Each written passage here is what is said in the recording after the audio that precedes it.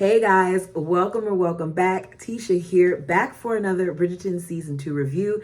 This is Season 2, Episode 2, Off to the Races. And it begins with our favorite narrator. Dearest reader, it has been said that competition is an opportunity for us to rise and stand ready before our greatest of challenges. Well, if what this author hears this morning is true, then a great challenge concerning this season's diamond has been set forth indeed. Any suitor wishing to gain an audience with Ms. Edwina Sharma must first tame the rather prickly spinster of a beast, otherwise known as her sister. I said, gracious lady, what's down? We're calling her a beast? Okay, so we know that Edwina has been named the diamond of the season. As a result, she is receiving visits left and right from these male suitors. This would normally be seen as a great thing, but unfortunately, there is Kate. Kate is eyeing people. She's making things difficult at times for people. She's researching these men. She's checking out these guys, all while feeling like there's a possibility that she's going to be able to find a husband for Edwina. As she goes over the list with her mother, Lady Danbury, and Edwina, it is noticed by Lady Danbury that Anthony is not on the list. So she says it wasn't an oversight, that at this point she is focusing her sights on a Lord Lumley as her top choice. Kate says that the Viscount doesn't believe in love and that he's only seeking a wife out of duty, and considering that Edwina wants love, she doesn't even need to think about the Viscount. Kate isn't completely wrong, because at the barber where we see, Anthony being freshly shaven with his brother Benedict, he's telling him that it is because of his love and his duty to his family that not only is he seeking a wife, but he's doing so with his head and not his heart. Doesn't that sound a little foolish? It does, because I would think that you would want your heart to come into play as well. But I feel like I get where he's coming from, because we have to remember in last season, Anthony's heart was hurt because he had chosen Sienna with his heart and she had broke his heart, which is why he's decided that he's going to attack this the way that he's attacking this. Lady Danbury, back at her place, is basically saying that she doesn't like what she's hearing, about the Viscount. She points out that most marriages tend to be business transactions rather than love matches, that love matches at that time are rare. At that time when she said it, I didn't understand why Lady Danbury would say this, especially given how much she was in Simon and Daphne's corner. But once seeing her story play out in Charlotte a little bit, I kind of got it, okay? But we'll get to that when we get to the Queen's story. Lady Whistledown. Of course, the only competition that compels my attention is the game of courtship. So best of luck to this year's players. Do try not to stumble on the starting line. We see a major line forming in the hallway at Lady Danbury's home. All of these male callers are lined up to see the diamond of the season, Edwina. It's so interesting how it takes the queen to say, this is who I'm calling the diamond, in order for these males to be interested, because they had seen her prior, but now because she's been called the diamond, everybody wants her. Anthony shows up and is planning to spend some time in the drawing room with Edwina, as well as ask if it's possible for him to escort her to the royal races later that afternoon. As he walks up past the line, he approaches Kate, tells her his intentions, and she immediately lets him know that there is a long line of men that stand in the queue and he is currently not one of them. She basically lets him know, given what we talked about and looking at this line, you just need to go ahead and leave, especially with what not only she's heard with what they spoke of, but also in what she's read about him. He leaves, but he heads home and he tells his family to be ready to go to the horse race because he wants them to come united as one. I give it up to Anthony. He is very good at the optics of things, and he does tend to think ahead. While this is going on, we see Eloise and Penelope at the house, and they're talking about Whistledown when Colin shows up. He looks mature. He looks good. The beard, the little bit of beard that he does have, is adding on some age here. The family seems to be just as happy to see him as Penelope is. So we're now at the royal races. We see Edwina being escorted by Lord Lumley. As a man approaches, we find out that this man is Lord Dorset, who would like to speak to Kate. She's surprised, but she appears to enjoy his presence. And we see their quick conversation talking about his travels. He speaks of how he's been to India, how he likes some of the things out there, and they take their seats. As Anthony and his family are there at the races, this was most definitely so he could show that he's a family man to Edwina and allow Edwina to see how his family interacts. Because even though Anthony is being, a little slick here, their interactions with one another are genuine when you see them off to the side and you see Gregory and Hyacinth playing and things of that nature. So Anthony approaches the Sharma sisters. They are already comfortably seated, and Lord Dorset introduces himself to the Viscount. And at first I was like, okay, he's introducing himself to him because the Viscount is a big deal, not just to the women, but to the ladies as well. But we find out a little bit about that later. The Viscount has a little bit of conversation, and he points out that it is a hot day and any gentleman would have made sure that they would have offered the ladies some type of drink, some lemonade or something along those sorts. When Lord Lumley hears this, he wastes no time to get up and go get them refreshments. Anthony then is able to take his seat, in essence, getting the time that he wanted, because as I said earlier, he wanted to escort Edwina to this. After he does this, I can't help but notice the grin that he had on his face.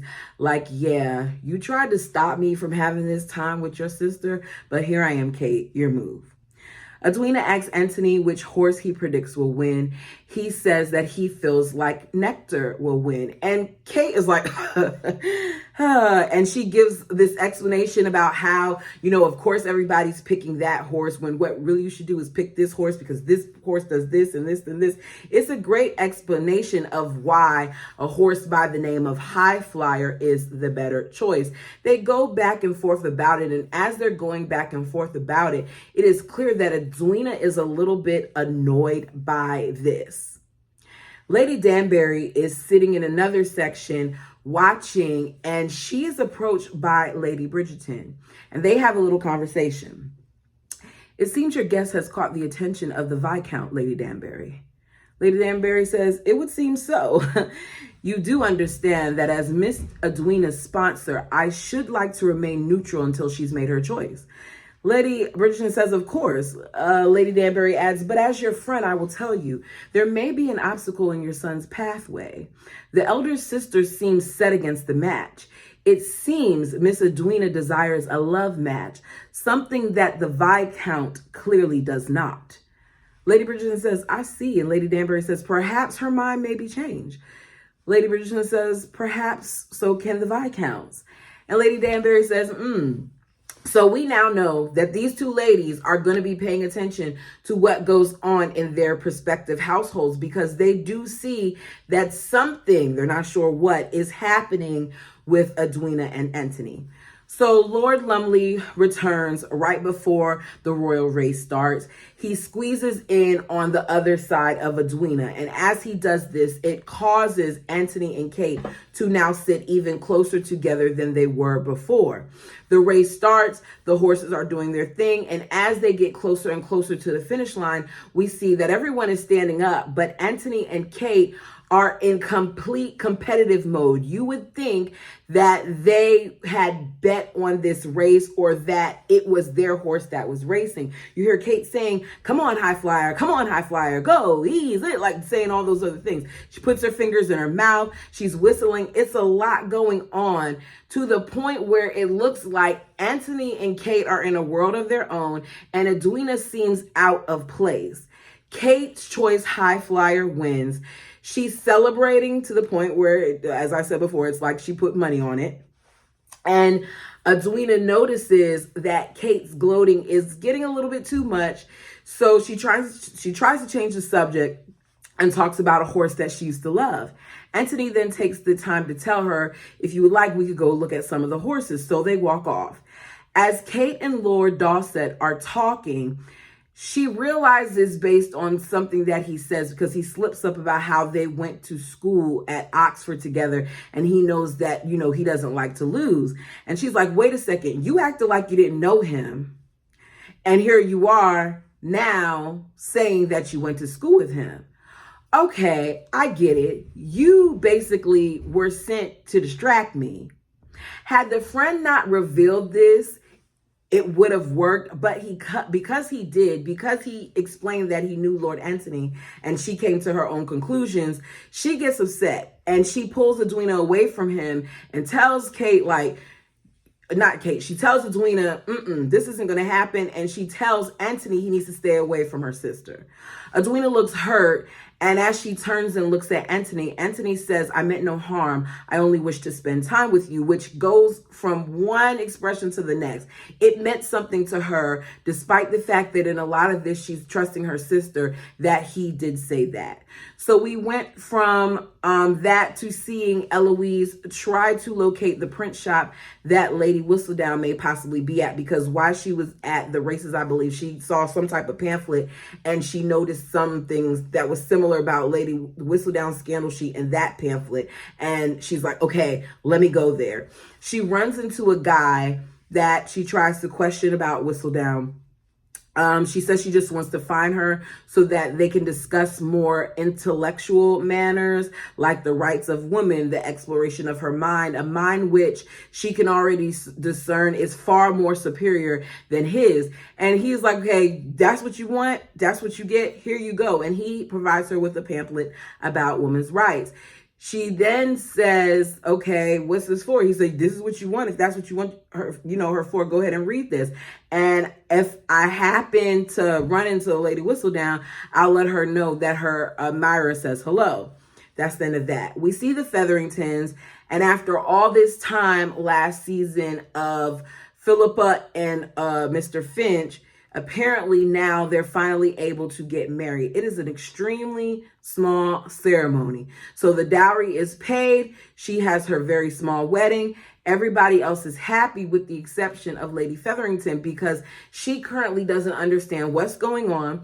The new Lord isn't really communicating with her and telling her things, and she has no control of her situation. And one of her concerns is, at any point in time, because we see him later give a necklace to Cressida, at any point in time, he can find a woman and I can end up getting kicked out. Because as I said before, in this society, a lot of these women depend on the men. So the queen has called Lady Danbury and the sisters to the palace. While waiting outside for the queen to arrive, Edwina is speaking with Kate and she's defending Anthony for some of the things that is going on. She thinks that what he did, even though it may have seemed to be in poor taste, was courageous because he went after what he wanted. And that's one of the things that their father would think was good about that man.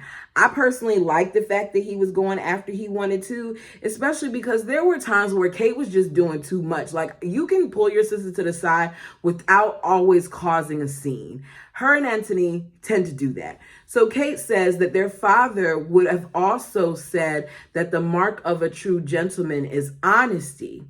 The conversation gets cut short, however. The queen arrives and she basically has called Edwina there because she wants Edwina to pay attention to the people that are approaching her. She wants to know, has anybody already approached you?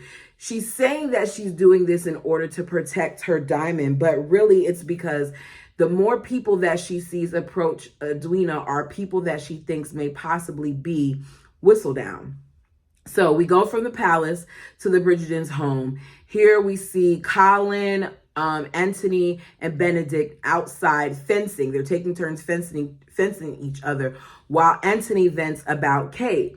For two people who really don't like each other, they seem to spend a lot of time talking about one another, because here we have where Kate just finished complaining to Edwina, and now here we have Anthony and he's complaining to his brothers. So he's fencing, and as he's fencing, he's describing Kate as arrogant and pompous and a know-it-all. And I'm listening, I'm like, okay, good grief, y'all have the same description of each other. Kate and Anthony are a lot alike. They're competitive, they're stubborn, they're bound to their families, they're the eldest, they're both of their parents are widows. Like, there are things that they have very much so in common. You would think with this that they would be able to find a common ground, but it seems like they both find each other instead to be an obstacle. So Benedict calls Anthony out on how much of a hypocrite he is and how he kind of sees that he treats Edwina like she's more of a prize to be won rather than a person, because his goal is just to win. So I'm like, that's very true. He's not looking at Edwina for Edwina. He's looking at Edwina as, what do I need to do to get Edwina? He ends up cutting the fence in short as they talk, because he decides he's going to find another way to win Edwina's heart. Well, not her heart, to win Edwina. He shows up at Lady Danbury's house and he has the horse Nectar that lost in tow as a present for Edwina. Kate walks out, sees it, sees the Viscount. They have a different, they talk again. They go back and forth again, of course. And he's basically like, I'm not the villain that you're painting me out to be. There's a lot of people here that know that I'm not. He feels like she should allow Edwina to decide for herself what she wants. During his sister's season, he was so opinionated and he had such a big problem with the Duke, and he tried to control so many different things to the point where she almost lost the ability to even have any suitors. And here now with the eldest Sharma, he's getting a little taste of his own medicine and he doesn't like it. So Edwina comes out, she sees the present, she's touched by it, but she doesn't understand why he got it for her. Why'd you get me the horse? He tells her that he did it because he remembers when they were talking that she said that Nectar reminded her of her a beloved horse. So it was great, but she wasn't talking about a real horse. It sounded like she was talking about a stuffed animal or something like that. Say what you want to say about Anthony not loving her. There is something that is refreshing about having a potential mate actually listen to you. And even though he was wrong in the gesture, it shows that he listened. So Lady Danbury, we find out, is hosting a talent show for Edwina's suitors. I absolutely love the idea of this, especially because at this time period, the women were often the ones that were expected to perform for men. They had to know how to read. They had to know how to sing. They had to know how to play an instrument. They had to know how to speak in another language. Like, there were all these requirements for these ladies, yet the only requirement for the man was that he had to be a provider. So seeing that Lady Danbury came up with this idea, I was like, yeah, let the men be on display for once and see how it feels. So Kate has kept Anthony off the guest list, but he wasn't aware at first until he saw his mother and some of his siblings getting ready to leave for, the event. And his mom basically is like, I don't feel sorry for you, okay? If you were to not say so loudly, that you weren't in this for love, maybe you would have been invited. Anthony, as they walk out, he can't have this. There is no way in his mind that he can miss an opportunity to outshine the other guys. So he ends up going to, I think it's Will's club, where Benedict is at, and he's talking with a fellow artist, and he pulls him out of the club and tells him he needs his help. He asks him to compose a love poem so that he can basically act like he wrote it and present it at this talent show. So we don't get to see it done, but just as Lady Danbury is wrapping things up, Anthony walks in. He says, "Pardon me, Lady Danbury." She says, "Lord Bridgerton, I didn't expect you." He says, "No, I seem to have fallen off the guest list." She says, "Ah." He says, "Though you'd never deny a young man you've known for 29 years the pleasure of your company." So I said, okay, this is my first time realizing that at this time, Anthony is 29. Kate tries to prevent him from speaking, but Anthony, says that he wants to do it. And the crowd basically says otherwise, because he lets them know that I wrote a poem and I want you to hear it. He begins to read the poem that his brother wrote, but he stops and he balls up the paper and everybody's looking, and he says, "My apologies. I cannot do this. I cannot claim these words are my own. They are someone else's entirely. Truth be told, I'm not a man of poetry. Words of flattery are beautiful and sweet, but they are also hollow unless accompanied by action. Miss Edwina, I could stand here and pretend to be someone I am not. I could pretend to want the very same things as you, but I'd be lying. I may not be able to offer the display of passion that you truly deserve, but I assure you that when it comes to action and duty, I shall never be found lacking. And I hope that is what will speak louder than any pretty words ever can." I said, "Whoop, child." As Anthony is talking in this scene, I said, Anthony, I don't even like vanilla, but I'm a chocolate girl, but I get it. I said, I get it. I'm so, Anthony, I'm so. And as I'm sitting here having my little groupie moment, Edwina is too. Edwina liked what he had to say. So Kate then, points out, there it is. He admitted it, that he can't provide what you deserve. And Edwina is like, but I appreciate his honesty.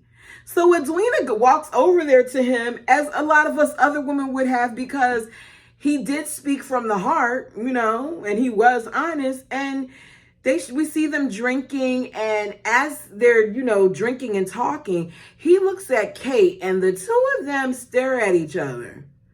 And I said, why is she staring him down? Why is he staring her down? Kate then becomes flustered and makes a small scene, and she leaves the room. Lady Danbury goes to check on her, and she advises Kate that she needs to stop focusing so much on her sister's situation and worry about her own.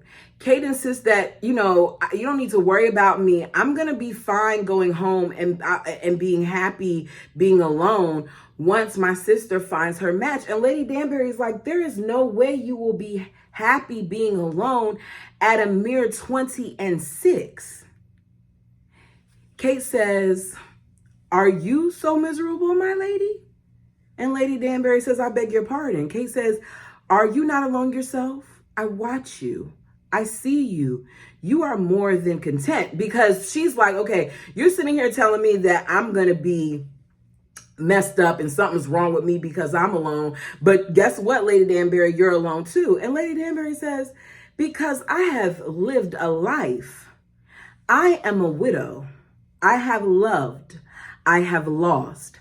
I have earned the right to do whatever I please, whenever I please, and however I please to do it. Child, you are not me. And if you continue down this road, you most certainly never will be.